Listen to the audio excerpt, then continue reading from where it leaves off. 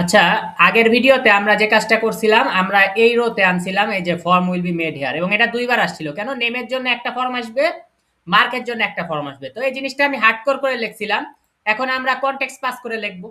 জি এখন আমরা কি করে লিখব? কনটেক্সট পাস করে কনটেক্সট পাস করে লিখব। তো কনটেক্সট তো শুধু ফর্ম লিখলেই আমার হয়ে যেত। কিন্তু আমি চাইতেছি ওইভাবে না। আমি তো লুপ চালাইছি ফর্মের উপর। তাহলে আমি ফর্ম না লিখে আমি কি করব? ডবল কার্লি ব্র্যাকেট দিয়ে আই লিখব। মানে ফর্ম তোমার আনার দরকার নাই। ফর্মের খালি তুমি কি আনো?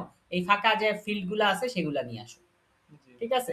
আমি এখানে দিলাম এবং আমি এইখানে একটা ইন্টার মারলাম এবং আমি দেখলাম নেমের নিচে একটা ফাঁকা আসছে, মার্কের নিচে একটা ফাঁকা আসছে। ফাঁকা আসছে। আমরা কি বুঝতে পারলাম?